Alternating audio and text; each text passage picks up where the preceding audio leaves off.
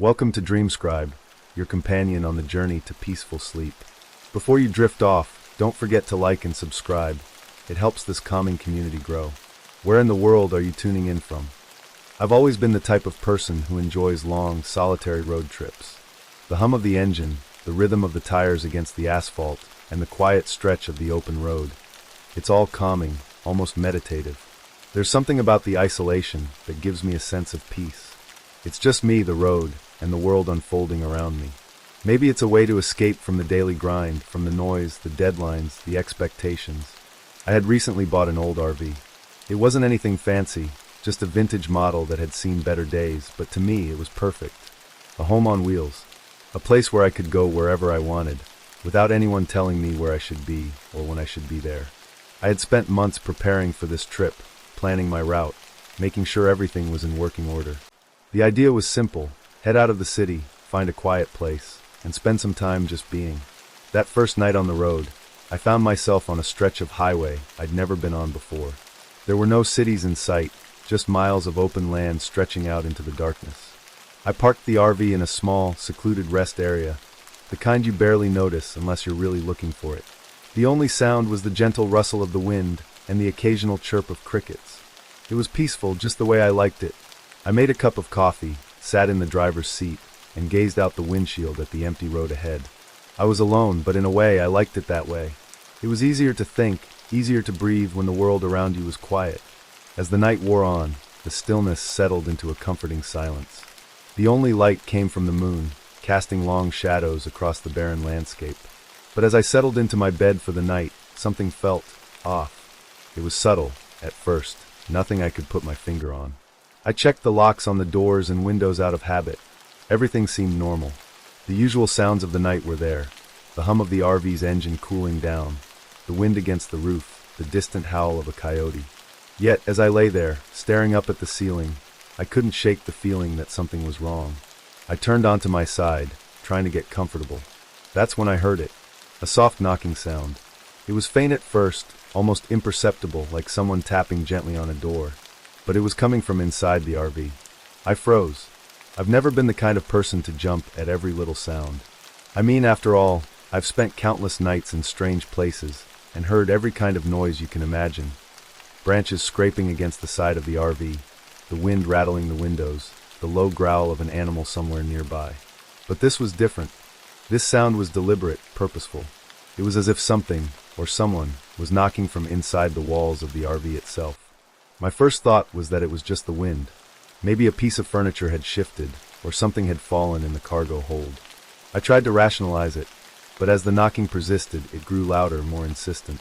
It wasn't just tapping, it was a steady, rhythmic knock, as if whatever was on the other side of the wall was waiting for a response. I sat up in bed, my heart pounding in my chest. There was a cold sweat forming on the back of my neck. I tried to tell myself it was nothing, but the longer I listened, the more the sound gnawed at me. I swung my legs over the side of the bed and reached for the flashlight that sat on the nightstand. With a steady hand, I clicked it on, the beam slicing through the darkness of the RV. The knocking stopped. I waited for a moment, breath held. Everything was still. The only sound now was the beating of my heart in my ears. I stood up and crept toward the source of the sound, moving slowly, cautiously. I reached the small cabinet on the far side of the RV, where I thought the noise had come from. I held my breath as I slowly opened the door, the beam of the flashlight trembling slightly in my hand. Inside the cabinet, there was nothing. Just empty space. No bags, no boxes, no clutter. Just a hollow, lifeless compartment. I stared at it for a moment, my mind racing. Maybe I was just tired, my senses playing tricks on me. I closed the cabinet door, telling myself that it was nothing. But then I heard it again. The knocking. This time it was louder, more forceful. It came from within the very walls of the RV, somewhere deeper inside. I glanced around, trying to make sense of it. There was no way that sound should have been there. It didn't make sense. The RV was empty. Nothing could be moving around on its own. I took a step back, my mind spinning. What was going on? What was causing that noise? And why did it feel like something was watching me? I walked back to the driver's seat and sat down, my hands trembling as I gripped the steering wheel. I told myself it was just a freak coincidence, that maybe something had shifted in the RV as I had been driving. But deep down, I knew it was more than that. The knocking had felt, deliberate. And it had come from inside, from a place that didn't make sense. The next morning, when I woke up, the knocking had stopped. I convinced myself that it had just been my imagination, a trick of the mind. After all, I was alone in a strange place, and sometimes our minds play tricks when we're in unfamiliar situations. I didn't want to dwell on it. I packed up the RV and hit the road again, pushing the strange experience to the back of my mind. But as I drove, I couldn't shake the feeling that something was following me. That night, when I stopped at a gas station to refuel, I found something strange. There, in the glove compartment, was a crumpled map, old, weathered, and marked with strange symbols. I didn't remember putting it there. I opened the map slowly, my fingers trembling. As I spread it out, my eyes were drawn to one particular spot, a location marked in bright red ink. It wasn't a place I recognized, but the feeling of familiarity was overwhelming. I couldn't help but feel like I had seen that place before. As I stared at the map, the hairs on the back of my neck stood up. The map was burning. Not in a literal sense, but the red ink was smoldering, like it had been scorched into the paper. I closed it quickly, my heart racing, and shoved it back into the glove compartment. I told myself it was just a strange coincidence, that maybe it had been left by the previous owner. But I couldn't shake the feeling that something more was at play here. Something sinister. That night, when I went to sleep, I heard the knocking again. It was louder this time, and it was coming from inside the same cabinet. The burning map, gradual suspense build up. The knock had returned, but this time it felt different, more urgent somehow, as if it knew I was listening. I could hear it now, the soft, deliberate tapping, coming from somewhere deeper within the RV. I tried to tell myself it was nothing. Maybe it was the wind outside, or the RV's structure settling. But deep down, I knew it wasn't the wind. It wasn't just the structure of the RV either. It was something else. I had thought the knocking might fade once the sun rose, but instead, it persisted. Every few minutes, I'd hear it again, a steady rhythmic knock. It started low and faint, then grew louder, more insistent, as if the thing behind it was growing impatient. At one point, I even heard what sounded like a scratching, like something, or someone, was trying to get in from the other side. I couldn't ignore it anymore. I needed to know what was happening. What was causing the sound, and why couldn't I find its source? I checked all the cabinets, all the doors, and even the walls. But every compartment was empty. No one was there. The RV was still as I left it, except for that sound. I found myself standing in front of the glove compartment once again, where the map had appeared the night before. The feeling of unease that had crept into my chest last night seemed to grow with each passing hour. The map I had found was burned into my memory, bright red ink that seemed to bleed into the paper. I had shoved it back into the compartment, trying to forget about it, but now the memory of it gnawed at me like a rat in the back of my mind. It had felt wrong, like something was trying to reach me, and that map was the way it was doing it. That morning, I tried to distract myself. I started up the RV and set off again, following the highway through the winding countryside. The landscape was eerily empty, wide open spaces with only the occasional tree or farmhouse dotting the land. The solitude felt like a sanctuary at first, but the silence had started to feel suffocating. As I drove, I kept glancing at the glove compartment. I didn't want to open it, didn't want to see that map again. But it was as if the map had taken on a life of its own, calling to me. The memory of those blood-red markings burned into my mind, drawing me back to the moment when I had first opened it. When I finally pulled over at a rest stop to stretch my legs, I couldn't resist. I reached for the glove compartment, my hands trembling slightly as I pulled it open. Inside, the map was gone. I blinked in disbelief. The map had been there when I closed it last night. I could clearly remember the way it had looked, its edges worn and curled. But now, there was nothing but the empty compartment. My heart began to race as a cold chill spread through my veins. I checked every other compartment in the RV, my fingers moving frantically over the interior, opening and closing every drawer and cabinet. But nothing had changed.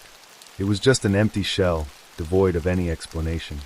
For a moment, I thought I might have imagined it all. Maybe I had left the map at the last gas station, or maybe I was just losing my mind. But I couldn't shake the feeling that something more was happening, something I wasn't ready to understand.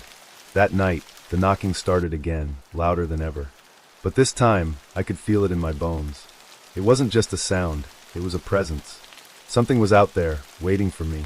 The tapping grew faster, more frantic. It echoed through the walls of the RV, reverberating in the hollow spaces. And then it stopped. Just like that, Silence. But it was a heavy silence, one that felt like it was pressing down on me. I lay in bed, staring at the ceiling, trying to calm my breathing. But it was no use. I could feel the weight of the night closing in around me, and the fear was suffocating. I told myself I was just imagining things, that it was just the wind or the RV settling in its place. But deep down, I knew it wasn't that simple. I got up and walked over to the small cabinet near the back of the RV. I opened it cautiously, expecting to see something. But again, there was nothing. Just an empty compartment. I closed the door slowly and turned to head back to my bed when I caught a glimpse of something in the corner of the room. It was small, barely noticeable. A scrap of paper, crumpled up and wedged beneath the seat. I knelt down, my hand trembling as I pulled it out. The paper was old, yellowed with age. But what struck me was the writing on it, scrawled in the same blood-red ink that had stained the map. My breath caught in my throat as I stared at the words. A cold dread spread through my chest, and I could feel my pulse quicken. It was like something had been watching me, waiting for me to finally notice.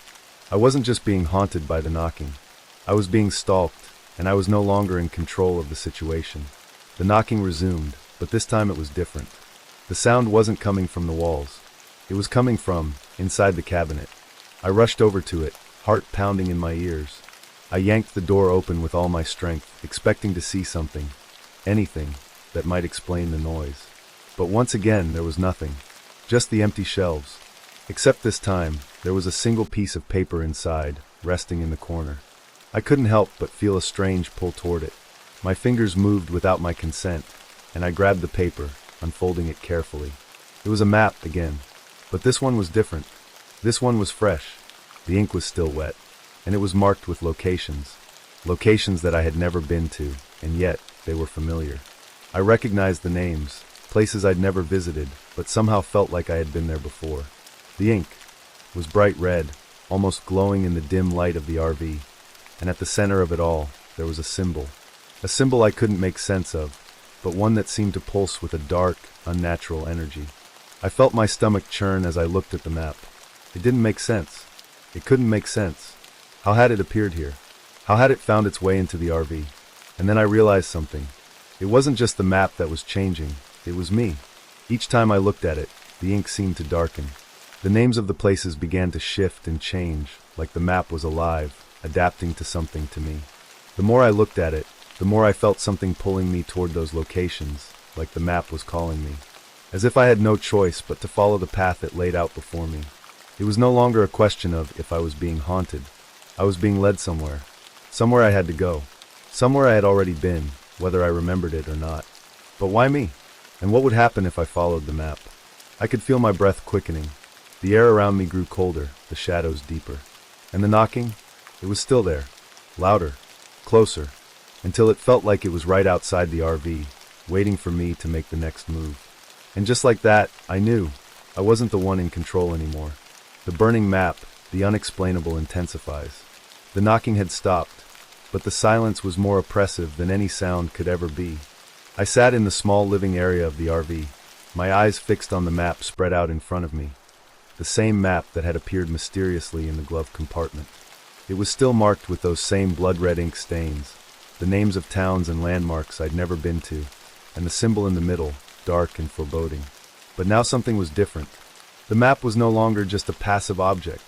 It had become a part of me, like it was alive, watching me, pulling me closer to its unknown purpose. Each time I looked at it, the ink seemed to deepen, as though the map was feeding off my fear. The more I tried to ignore it, the more persistent it became, drawing me in with a pull I couldn't explain. I was no longer just curious. I was obsessed. I had to know what it meant. For days, I tried to carry on as if nothing had happened. I drove through towns, stopping only when I needed fuel or food, keeping to the highways as if nothing had changed. But no matter how far I drove, the map remained in my mind, the ink never fading, always fresh, always alive. And then the strange occurrences began. It started small. I would hear whispers at night, soft, unintelligible murmurs, as though voices were coming from the walls themselves. I tried to tell myself it was just the wind or the creaking of the RV settling, but deep down, I knew it wasn't. The voices were there, persistent and haunting, calling to me, urging me to follow the path on the map. I decided to pull off the highway again, just to collect myself. It was late afternoon. the sun beginning to dip low in the sky. I needed some space, some time away from the map, the voices, and the endless knocking that had returned just as suddenly as it had stopped. When I stepped out of the RV, the air was thick with an unnatural stillness. It was as if the entire world had paused, holding its breath. The only sound I could hear was the faint rustling of leaves in the wind. I walked away from the RV, hoping that the fresh air would clear my head. But as I turned back to look at the RV, something caught my eye. The glove compartment. It was open. I could see it from where I stood, the door hanging ajar. I froze. I didn't remember opening it, and I certainly didn't remember leaving it open. My heart began to race, my stomach sinking. I didn't want to go back inside, but I knew I had no choice. I stepped back toward the RV, my feet dragging as if they were weighed down by something heavy. When I opened the door, the smell hit me first, a burning scent like paper and smoke. But when I looked inside, everything seemed normal. No fire, no smoke. Just the same old interior of the RV, except for the glove compartment. The map was gone. My heart pounded in my chest as I tore through the RV, opening every drawer, every cupboard, even checking under the seats. But the map was nowhere to be found. I checked the glove compartment again, convinced I had simply missed it, but it was still empty. I stood there, dumbfounded. The map had been right there just an hour ago, but now it was gone. I felt a cold shiver run down my spine. Was it possible I had imagined everything? Was it some kind of hallucination? But no, I knew it wasn't. I knew what I had seen, and I knew what I had felt. The map had been real. It was real. I sank onto the couch, my head in my hands, trying to make sense of what was happening. The air around me grew colder, and the shadows seemed to stretch longer than usual, filling the small RV with a sense of foreboding. And then, in the corner of my eye, I saw it. The map. It had appeared on the small table in the center of the room. The edges were singed, as if it had been burned, and the blood-red ink was smeared, but the locations were still visible, still there. My breath caught in my throat as I reached for it, feeling my hands tremble as I picked it up. This time, it felt different. The paper was warm to the touch, and the ink seemed to pulse, as if it was alive. The markings on the map were the same, but they were changing. The names of the towns and roads had shifted, and a new symbol appeared in the center, one I didn't recognize. It was almost as if the map was reacting to me. I studied it carefully, my mind racing. The map's eerie nature was starting to consume me, to cloud my thoughts. I had to know where these places were, why they were marked, and more importantly, why it seemed to be calling me to them. I couldn't shake the feeling that I was being watched. There was a presence in the RV, just out of sight, lingering in the shadows. The hairs on the back of my neck stood up, and I glanced around, half expecting to see someone, or something, standing there. But nothing. Just the same empty space. The knocking started again. This time it was louder, more insistent. It came from beneath the floorboards, deep within the walls, as if it was coming from somewhere far below. The rhythmic tapping was like a pulse, echoing through the RV with a strange sense of urgency. I clenched my fists, trying to ignore it, but it was impossible. The sound was everywhere. In the walls. In the floor. In my head. I couldn't focus. My thoughts were fragmented, scattered. The map, the knocking, the whispers, everything was blurring together. It was all becoming one, a single entity, and I was caught in the middle of it. The whispers grew louder, more distinct. I could make out words now. Follow it. Follow the path. The voices weren't just in my head anymore. They were coming from somewhere else, from the very walls of the RV. I shook my head, trying to clear the fog that was settling in my mind. I couldn't do this. I couldn't follow the map. I couldn't follow it. But somehow, my hand reached for the keys. I started the RV. The engine roared to life, and I pulled out of the campsite, the wheels crunching on gravel as I drove away. The map still burned in my hands, the blood-red ink pulling my gaze as I drove, the roads unwinding before me like a trail of breadcrumbs, leading me somewhere I wasn't sure I wanted to go. Every turn I took felt wrong. Every stop I made felt like a mistake. The map seemed to be guiding me, and no matter how hard I tried to fight it, I couldn't break free from its pull. The knocking didn't stop. In fact, it was growing louder, louder than ever. And the closer I got to the places marked on the map, the stronger the pull became, until it felt like something was reaching out to me, dragging me forward into whatever nightmare lay ahead. The burning map, the climax. The map was no longer a passive object. It had become the center of my existence, the silent observer of my every move. I could feel its presence, pulling at the edges of my mind, like a whisper I couldn't ignore, no matter how hard I tried. The map had led me to places I had never imagined I would go. Isolated highways, forgotten towns, and eerily quiet forests. Each location marked in blood-red ink had become a beacon, calling me to them, forcing me to follow its path. But now the map had stopped guiding me in the way it used to. It had taken on a new life, one I couldn't control. The ink was still fresh, but it had started to pulse, as though it was reacting to my fear, feeding off my uncertainty. I had no choice but to continue. It was as if I was trapped, bound to follow the map's trail no matter what, and each location only intensified the dread that had been growing inside me. The knocking had never ceased. If anything, it had only become louder, more urgent. The noise had started from the walls, but now it felt as though it was coming from beneath my feet, from deep within the floorboards of the RV. The whispers too had grown clearer. Go to the final stop. You must complete it. And so I drove. Every time I thought about stopping, every time I thought about pulling over and abandoning the map, a new, louder noise would echo in the RV. A loud thump from the walls, a knock from the floor, as if some invisible hand was urging me forward. I couldn't escape. No matter how hard I tried, I was being drawn in deeper. Now, as I drove deeper into the night, the air growing colder with each passing minute, I knew I was close. The map had led me to a small, isolated town that wasn't even on the GPS. It had become its own entity now, far beyond any logical explanation. The RV crept into the town like a shadow, the headlights barely cutting through the thick fog that had settled in. There was an eerie calmness in the air, a silence that pressed in from all sides, suffocating me. The houses were dark, lifeless. It felt like a ghost town, frozen in time. I parked the RV and stepped out, my feet heavy on the gravel. I felt as though the world was holding its breath, waiting for something to happen. My hands shook as I pulled out the map from the glove compartment. The ink had bled, pooling at the edges, as though it was alive, waiting for me to make my next move. The final location was marked clearly on the map, a small house at the edge of town. I didn't need to see it to know where it was. I could feel its pull in my chest, a magnetic force that tugged at me. The moment I set foot on the gravel path leading to the house, I felt it. A presence. Something watching me, waiting. I couldn't see it, but I felt it, lurking just beyond the edge of my vision. My breath came in shallow bursts as I approached the front door. It stood slightly ajar, creaking on its hinges, as if inviting me in. The knocking had returned, but it wasn't coming from the RV anymore.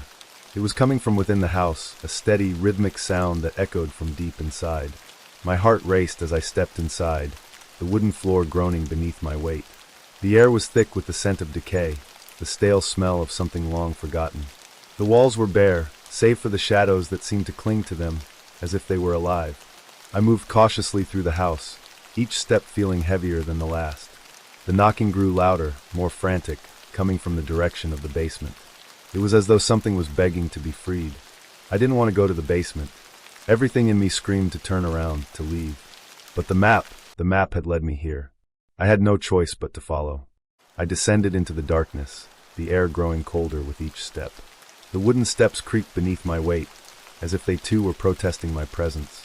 The knocking was deafening now, a constant thud from below, vibrating through the floor. At the bottom of the stairs, I found a door.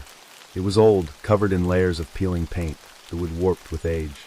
But the knocking was coming from behind that door, frantic now, as if something was trying to break free. I hesitated, my hand on the doorknob, my heart pounding in my chest. I knew in that moment that I was no longer in control. Something else was driving me forward.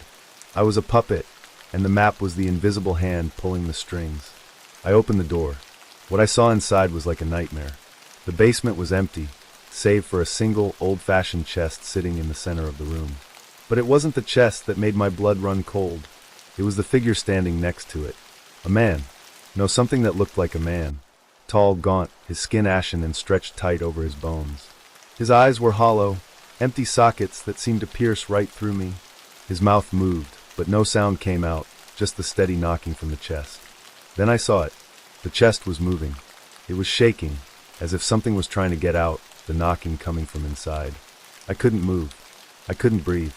And then, just as I thought I was going to collapse from fear, the man spoke. "It's waiting for you."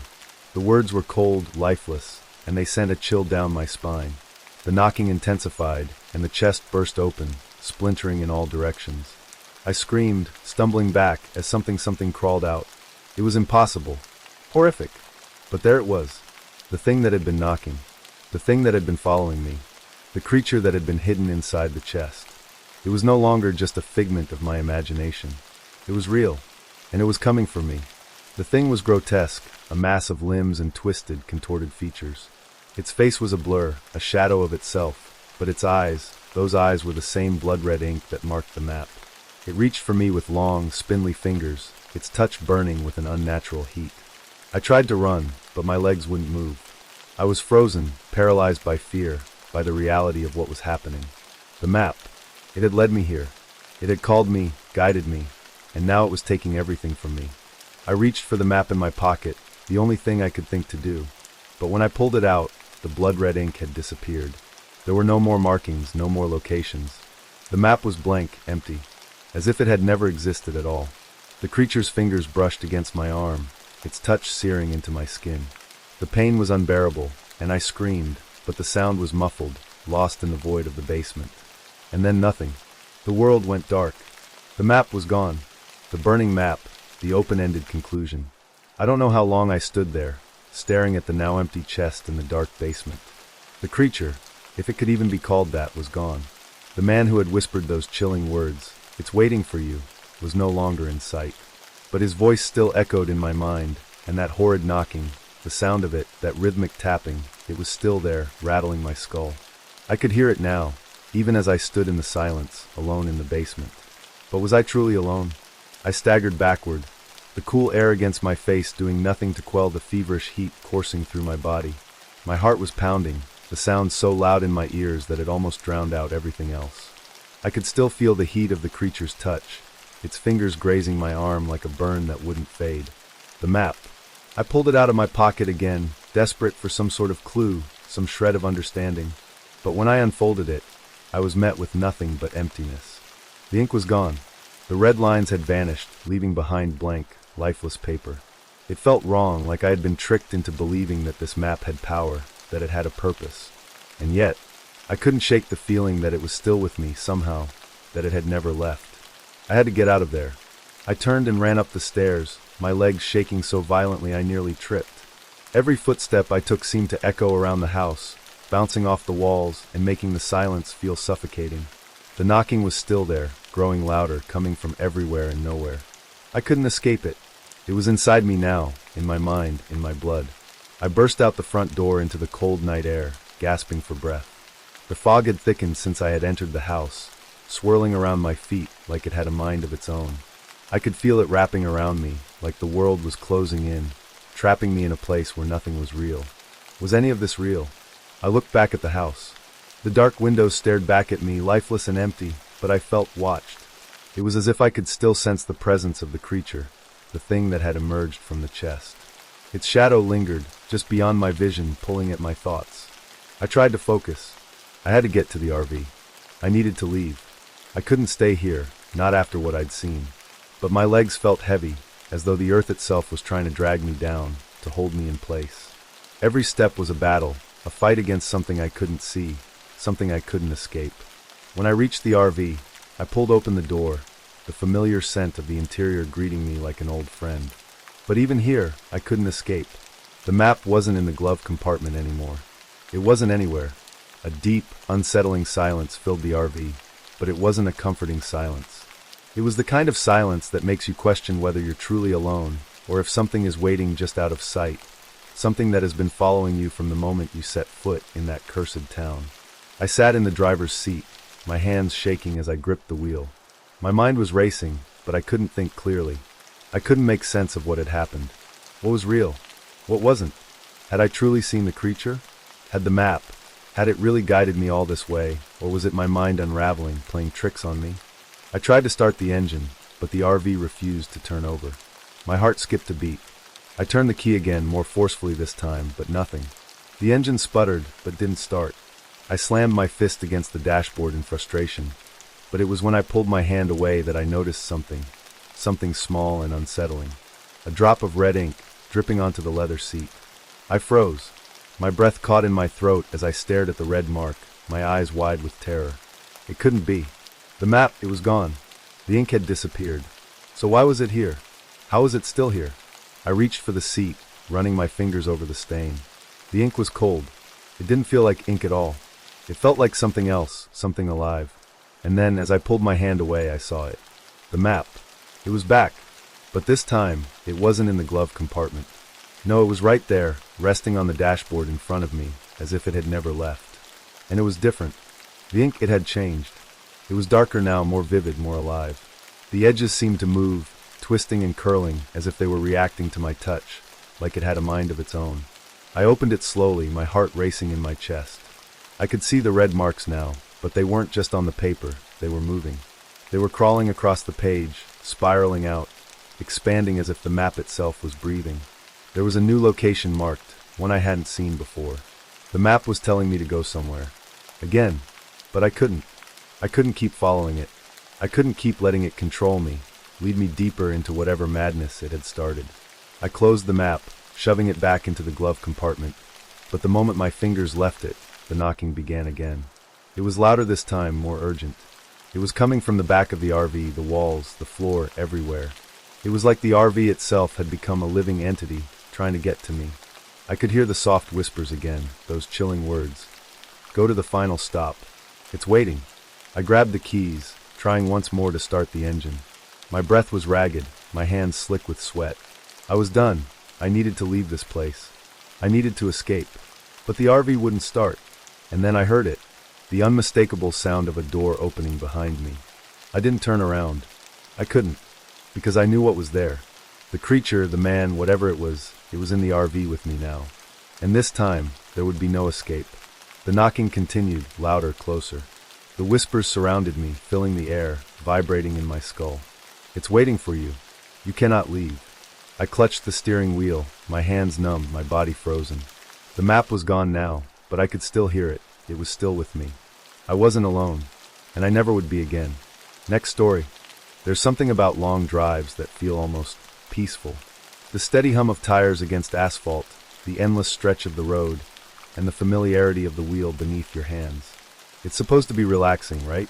The kind of thing that gives you time to think, to clear your mind, to leave behind the clutter of everyday life. But that was before the road trip turned into something else entirely. I'd been driving for hours, just me and the RV. It had been a few months since I decided to take this trip across the country.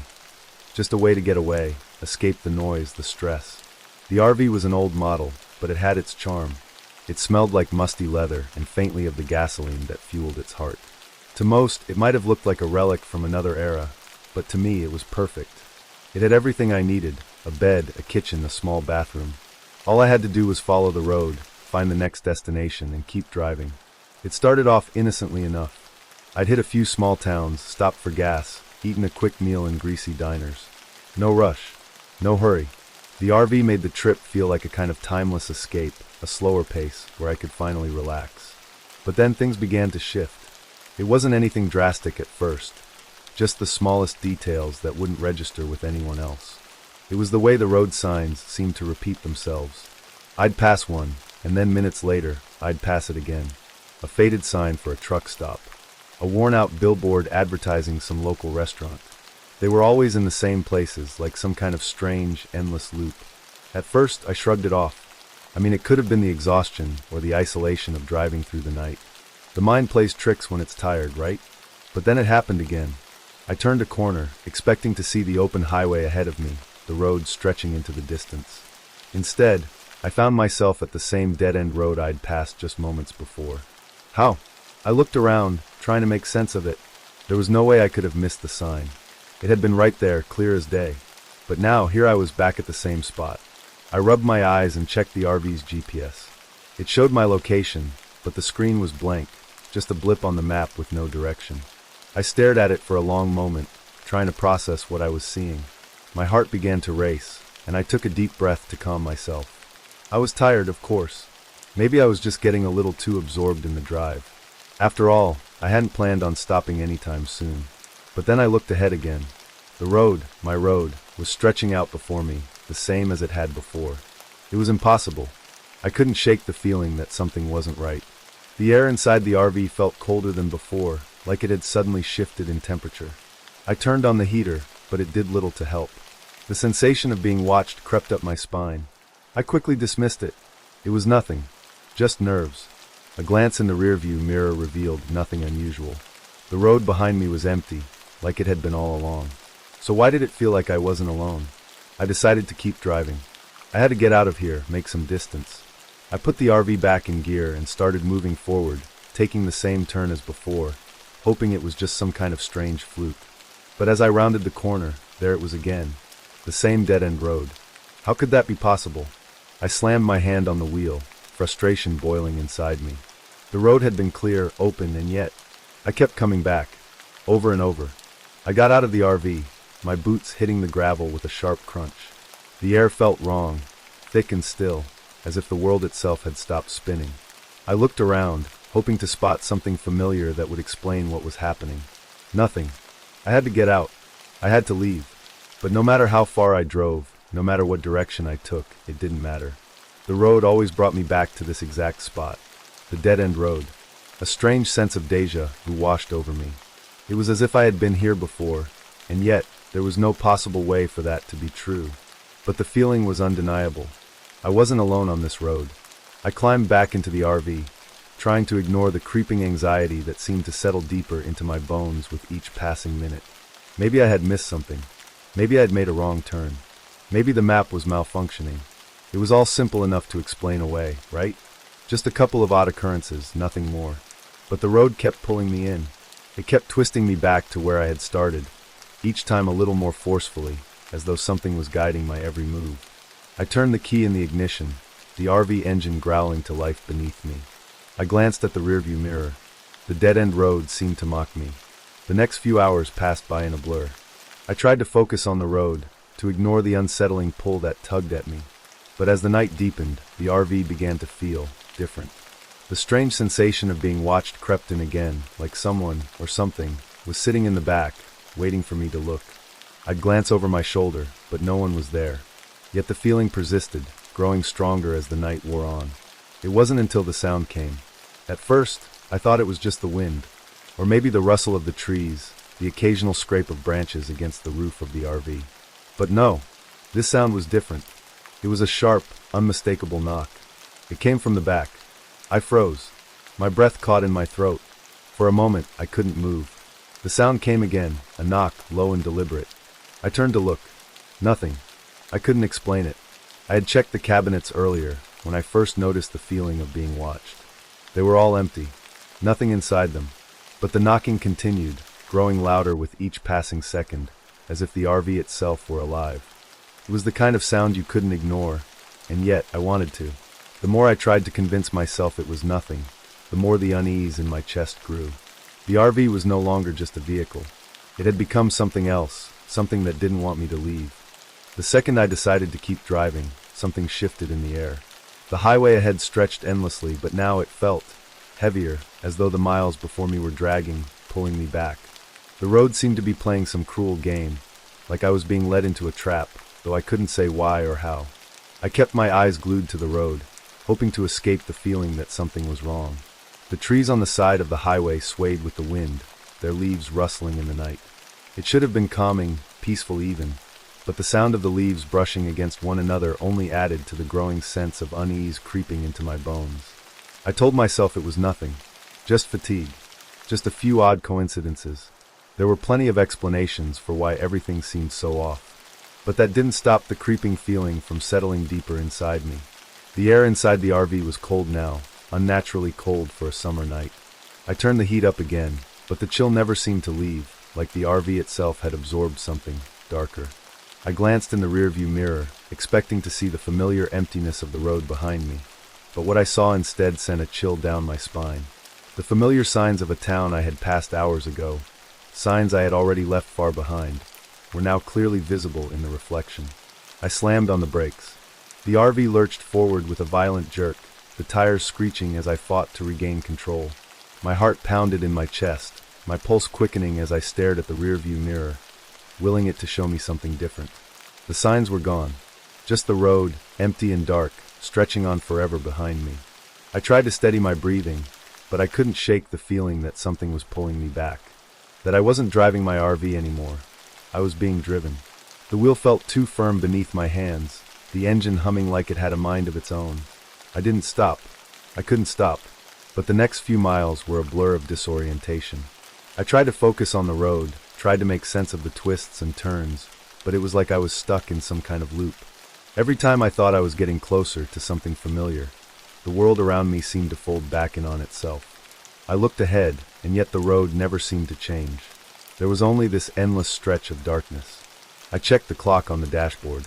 An hour had passed since I had first seen that dead-end road. It didn't make sense. It shouldn't have made sense. Yet here I was, stuck in this strange time dilation, driving in circles, but always somehow staying in the same place. The road felt endless, as if there was no end, no escape. I glanced at the GPS again, but the screen was blank now. Just the same flat, empty map, no direction, no landmarks. Nothing. A cold sweat trickled down the back of my neck. I forced myself to focus on the road, my hands gripping the wheel so tightly my knuckles ached. But it was the knocking sound that brought me back to reality. It started again. Soft at first, almost like a whisper. A low, slow tap, tap, tap against the walls of the RV. But it wasn't coming from the walls, it was coming from the back. From the storage compartments. The sound made my skin prickle. My heart began to pound harder. I could hear it clearer now. Tap, tap, tap, coming from somewhere in the back. It wasn't the kind of knock you'd expect if something were moving around inside, like a shifting bag or a falling bottle. No, these knocks were too deliberate, too rhythmic. They felt like a message, a warning. I tried to ignore it. I tried to convince myself it was nothing, that it was just the sound of the road, the RV settling, the hum of the engine vibrating through the walls. But deep down, I knew it wasn't. I tried to rationalize it. Maybe something had fallen over. Maybe it was just a loose panel. But there was a sharpness to the knocking now, as if it were something, or someone, trying to get my attention. I couldn't tell if it was getting louder, or if the silence around it was just amplifying it. Either way, it was impossible to ignore. I glanced over my shoulder, half expecting to see someone standing there, just behind the seats. But no one was there. I didn't stop driving. I couldn't.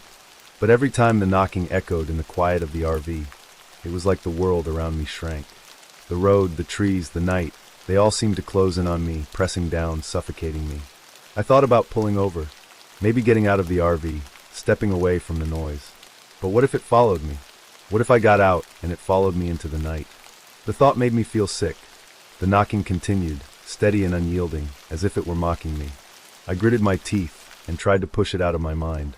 But I couldn't. I could feel it now, creeping up from the pit of my stomach. The same sensation I'd had earlier, like something was watching me, listening to me, waiting. It wasn't just a sound anymore. It was a presence. Something was in the RV with me. Something that didn't belong. My fingers tightened around the steering wheel, my breath shallow. I looked at the side of the road again, hoping to see a sign of civilization, something that would tell me I wasn't lost in some endless loop. But all I saw was darkness. The trees that lined the highway were long shadows now, bending unnaturally in the dim light, stretching as if reaching out to grab me. Then, without warning, I saw the first sign. A small, faded billboard loomed up ahead, its surface cracked and peeling from years of exposure to the elements. But the image was still visible, a dilapidated motel. I'd passed this motel hours ago, maybe even earlier that day. Yet there it was again, the same sign, the same faded letters. My heart skipped a beat. I braked hard again, the tires screeching as I fought to stop. This wasn't possible. I'd seen this before, this exact sign, the same motel. But how? How could I have passed it twice? It was impossible. I pulled the RV to the side of the road, my body trembling. The knocking hadn't stopped. In fact, it had grown louder. I turned to the back of the RV, my eyes darting around as though expecting to see something. Anything. But again, the silence. The oppressive silence. I climbed out of the RV, my feet unsteady as I stepped onto the gravel. The air was thick now, heavy with something I couldn't explain. I looked around, half expecting something to jump out at me from the trees or from the shadows. But there was nothing, just the emptiness of the road, the quiet hum of the RV's engine behind me. I walked toward the motel sign, feeling like I was trapped in a nightmare I couldn't wake up from. Each step felt slower, more deliberate, as though the ground beneath me were shifting with every movement. I should have gone back inside. I should have gotten back in the RV and driven away. But I didn't. I couldn't. Something was waiting for me, something I couldn't escape. The knocking, the feeling of being watched, the never-ending loop of the highway. It was all connected. I was being pulled into something, dragged further down this twisted road with no way out. I turned back to the RV, heart hammering in my chest. The knocking had stopped, but I knew deep down it wasn't over. It had only just begun. By now, I should have been used to it, the loop, the constant feeling of déjà vu, but I wasn't. It only grew worse with every mile, every twist in the road. No matter how many times I turned, how many different routes I tried, I always ended up back at that same godforsaken dead-end road. The world outside the RV felt suffocating, as though it had turned against me. I had been driving for what felt like hours, yet when I checked the clock, barely 15 minutes had passed. Time had no meaning anymore. It was like I was stuck in some warped version of reality where the rules of the road, the passing of time, the very space I occupied didn't exist as they should. I glanced out of the window again, trying to gauge the terrain. There were the same trees, the same twisted shadows reaching toward me, as though they were trying to trap me in their clutches. It was the same stretch of highway, the same line of road that had looked like it went on forever. But no matter how many turns I made, no matter how I tried to escape, I was drawn back to the same place. The same dead end, the same feeling of isolation. But this time was different. This time, it wasn't just the road that felt off. It was the RV itself. I'd gotten used to the knocking by now, though it still unnerved me every time. It wasn't the kind of knock you would expect, something falling, a shift of weight, an accident. No, this was deliberate. It had a rhythm to it, like someone, or something, was tapping at the cabinets, patiently waiting to be noticed. At first, I thought it was just the engine rattling, or maybe an issue with the compartments, but I was wrong. It started up every time I made a turn, as if it were triggered by my movement, as if something was reacting to my attempts to escape. The soft tapping, the deliberate rhythm, the quiet persistence, it grew louder, more pronounced. I reached the edge of my patience. No, I muttered to myself. It's just the stress, just the lack of sleep. Maybe the engine's misfiring. But I knew better. This wasn't normal. The tapping wasn't the only thing that had changed. The RV had taken on a life of its own, as though the very walls were alive, breathing with me. The air had turned cold again, more bitter than it had ever been before. I could see my breath fogging in front of me, even though I had turned the heater up as high as it could go. And it wasn't just the temperature, it was the atmosphere. The air felt thick, oppressive, like I was being watched from every angle, like there were eyes just beyond the glass, watching me, waiting. I glanced at the rearview mirror. The highway behind me was the same, empty, desolate, stretching out in both directions, barren except for the occasional tree or brush that seemed to be closing in on me. But this time I saw something else. A shadow, a shape, flickering in the distance, too far to make out clearly but too distinct to ignore. My heart began to race again, the adrenaline surging in my veins as I tried to focus on the shape in the mirror. It was moving, drawing closer with each passing second. But whenever I tried to focus, it seemed to shift, disappear, then reappear further ahead. I told myself I was imagining it. It was just my mind playing tricks on me. The fatigue, the isolation, it was messing with my perception. But deep down, I knew it wasn't. The shadow was real, and it was following me. I tried to accelerate, hoping to outrun whatever it was, but the shadow remained just out of my reach. It followed me. No matter how fast I drove, no matter what direction I turned, it was always there. A black form lingering in the edges of my vision, too close for comfort, but too far to confront.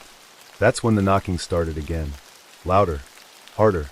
Each tap felt like a jolt through my body, a physical force that seemed to reverberate within me. I wanted to stop, to turn around and face whatever was behind me, but I couldn't. Something inside me warned me not to. Whatever it was out there, it wasn't something I could fight. It wasn't something I could reason with. I gripped the wheel tighter, the blood pounding in my ears as the knocking intensified. It wasn't just in the back anymore. It was everywhere, coming from the floor, from the walls, from the roof. The sound was all around me, vibrating the RV in a way that was impossible to ignore. I was no longer alone in the RV. Something was here with me, something that wasn't supposed to be. And then the light flickered. The interior light above me buzzed and crackled, its soft hum turning into a faint, irritating static. My fingers trembled as I reached up to flick the switch. The light went off, but that didn't stop the noise. It kept going, low and constant, filling the RV with a sound that was far too unsettling to ignore. I looked around, my eyes wide with fear, but all I saw was the empty, sterile interior of the RV. Nothing. nothing out of place. But the longer I looked, the more I felt it, a presence pressing against me, as if something was moving just beyond the threshold of my sight. I checked the rearview mirror again. The shadow was still there. Closer now. I could feel it now, a pressure in the air that made my chest tighten. My throat dry, my heart pounding against my ribs, as if trying to break free. I tried to swallow, but my mouth felt dry, as though the very air had been sucked out of the RV. And then I heard it. A voice. A whisper. So faint I almost couldn't hear it. But it was there, cutting through the silence like a blade. Turn back. I froze. The voice wasn't mine. It wasn't coming from anywhere inside the RV, no. It was coming from outside. It was like it was embedded into the very fabric of the air, just beyond the glass, just beyond the world I could see. My mind screamed at me to look away, to ignore it, but I couldn't. I had to know what it was. I jerked the wheel, veering the RV to the side of the road. The gravel crunched beneath the tires, the RV lurching with the sudden movement. My heart raced as I pulled over, but I couldn't bring myself to turn off the engine. The knocking was louder now, the sound almost deafening as it echoed in the confined space of the RV. I looked at the trees around me. They were so still, too still. There was no breeze, no movement in the branches, but the shadows between the trees, they were shifting. And the whispering, that low, haunting voice, was still there, just at the edge of my hearing. Turn back. I had to do something. I had to face it. The unknown, the thing that had been stalking me on this endless highway. I had to look it in the eye. With shaking hands, I reached for the door handle. And then I heard it. A loud, sudden slam. It wasn't from the outside. It was from within the RV. The back door slammed shut with enough force to shake the RV. The noise reverberated through the walls, the sound cutting through the air like a whip. I turned, my eyes wide, but there was nothing. No one. No reason for it. But the knocking didn't stop. It was everywhere now. A constant, unrelenting force. I was no longer alone. The RV wasn't mine anymore. I didn't know how much longer I could keep driving. I don't know how long I had been driving anymore. Time had blurred, every hour passing like a twisted illusion, each passing minute feeling like I was stuck in an endless loop. The dead-end road had become my nightmare, its grim embrace tightening around me with every turn. I couldn't escape, no matter how much I tried. I had already turned the RV around 3 times, each time thinking I could break free. But no, each time, I ended up right back here at the same spot, the same dead end. The same eerie stretch of road that had become my prison. My hands gripped the wheel, knuckles white, my heart racing in my chest like a wild animal desperate to break free. Sweat beaded down my forehead, stinging my eyes as I frantically scanned the horizon for any sign of the familiar. But nothing was familiar anymore. The world outside the window had become a shifting, oppressive mess of trees, shadows, and dark sky. Too close, too suffocating. The knocking had escalated. It had started as something subtle, a soft tapping from inside the walls, maybe a shift in the wood or a malfunction of the engine. But now it was something different. It was an insistent, rhythmic pounding, like someone, or something, was inside the RV, knocking on the walls from the other side. The sound echoed through the cramped interior, vibrating under my skin, scratching at my nerves. I tried to ignore it at first. Told myself it was just the structure of the RV creaking, or maybe the engine vibrating. But it wasn't. It was something more. I could feel it now, in the pit of my stomach, the way the RV itself seemed to pulse with energy, the way the air in the cabin had thickened, as if something unseen was pressing in around me, closer and closer. And then it happened. I don't know why I didn't stop. I don't know why I didn't listen to the instinct that told me to turn around, to leave. But I didn't. I kept driving. I kept hoping that maybe if I could just reach the next bend, just push past the next tree line, I would find something familiar. A gas station, a town, a place that wasn't the dead end. But each time I made a turn, the road stretched out in front of me, an endless, winding path that led nowhere. I looked up at the rearview mirror, and my breath caught in my throat. There, standing at the end of the road, was a figure. A tall, dark silhouette against the dim light, like a shadow that had been carved out of the very darkness itself. The figure didn't move. It just stood there watching, waiting. My blood ran cold. I slammed my foot on the brake, the RV screeching to a halt with a violent jolt. My body lurched forward, my hands instinctively gripping the steering wheel harder, as if it could somehow shield me from whatever was out there. I glanced at the figure again, hoping, praying that my eyes were deceiving me, that it was just another trick of the mind, a shadow cast by a tree, or a trick of the light. But no, the figure was still there, motionless, its presence unmistakable, chilling. I should have turned the engine off. I should have stepped outside and faced whatever it was. But the fear, the sheer, overwhelming terror that gripped me kept me frozen in place. I couldn't move. I couldn't breathe. And that's when I heard the voice. It was low at first, like a whisper, so faint I almost couldn't hear it. But it was there.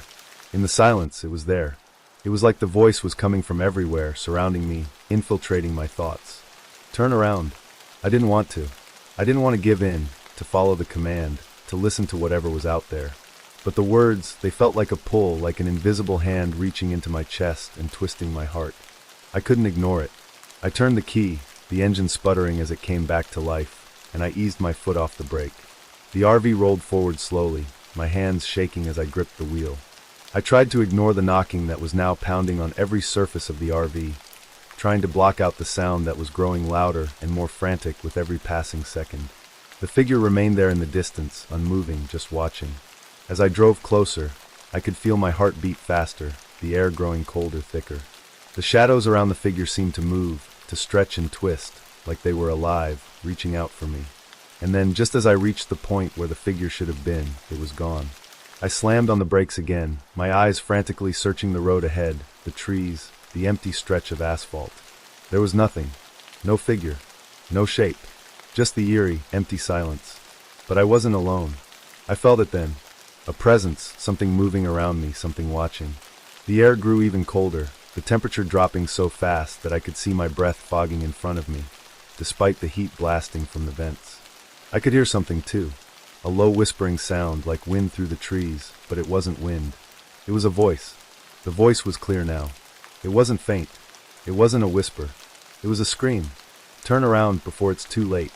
I turned the key again, my hands trembling as I tried to drive forward, but the RV didn't move. The engine sputtered and coughed, refusing to start, as if it had a mind of its own. The knocking had stopped, replaced by the deafening silence that filled the cabin. But that silence was worse than the noise. It felt wrong. I slammed the key into the ignition again, desperate now. I had to leave. I had to get out of here. I couldn't stay. But just as the engine roared to life, the RV lurched forward, jerking violently, as if something had grabbed hold of it and was pulling it down the road. I could feel it now. Something was inside the RV with me. Something was in control.